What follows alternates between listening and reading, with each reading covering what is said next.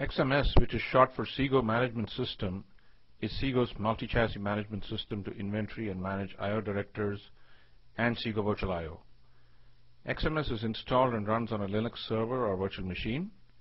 You can then log on to XMS via a web interface using Internet Explorer or Firefox. Once you log in, you are presented with a graphical user interface or GUI. Here you can see the XMS dashboard. In this release, we are introducing the concept of I/O clouds, which are essentially back-end services or resources, and simplifying the means of connecting individual servers or groups of servers to these I/O clouds. In the interest of keeping with the blog topic, I will not delve into all the features of XMS. My goal is to simply demonstrate the concepts around I/O clouds. When you look at the navigation tree in XMS 3, you can see that we have the ability to create resource clouds in the network and storage fabrics associated typically with a specific service. For example, for this exercise, we're going to create a set of network and storage clouds for a finance application. In the first step, we will click on the link for network clouds. Next, you click on the Add Network button. Clicking on the Add Network button brings up this new pop-up window called New Network Cloud. Here we type in the name of our new network cloud, which is Finance. Now you can optionally select a Quality of Service or QoS profile. Finally, pick the I/O ports on the Xsigo chassis where this cloud will terminate. For high availability, we always at least pick a port on each I/O director. And submit. And there you have it, a network cloud dedicated for the finance application. Clicking on the cloud name will show you additional details on the bandwidth, quality of service, and the ports where this cloud terminates. Now, let's add a storage cloud. Creation of a storage cloud in XMS 3.0 is similar to the creation of a network cloud.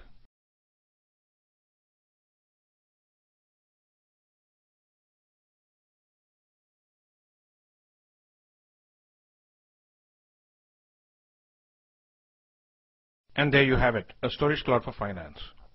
XMS 3.0 also introduces the concept of I/O templates. Templates are predefined connectivity profiles for specific services or applications such as finance, HR, Oracle, etc. Once an I/O template is created, it can be applied on demand to any single physical server or a group of servers. In the next step, we will create an I/O template for our finance application. We create an I/O template by providing it a name. Then we add Ethernet vNICs or virtual NICs to the template. And we simply drag a connector from the vNICs to the finance network cloud. If you notice in the previous step, we actually added 2 vNICs in a high availability pair. Similarly, we also add 2 VHPAs or virtual HPAs in an HA pair. Just as we did with the vNICs, we drag a connector from the VHPAs to the finance storage cloud. If you recall, our finance network and storage clouds both terminate on 2 separate ports, one in each I/O director. When we drag and drop the connectors from the HA vNICs or VHPAs, XMS 3.0 will automatically assign a connection to each of the 2 Ethernet and fiber channel ports. Now, we simply save the template. You can review your newly created I/O template by clicking on it. As you can see from this screenshot, we can create and save many different I/O templates in XMS. Now, let us assign our finance template to one of the servers in our data center. The physical server called Windows 1 currently has no I/O connectivity, so we will pick it for this demo. Once the template is assigned, the Windows 1 server will be automatically connected with high availability vNICs and VHPAs to the finance network and storage clouds. In that simple step, we have done what would otherwise have taken a data center operator several days to firstly shut down a server, then add the appropriate NICs and HPAs, and finally wire these devices to the relevant network and storage fabrics. After that is done, he would have to restart the server and ensure that the connectivity works. Now let's review the connectivity changes we just made to the server called Windows 1.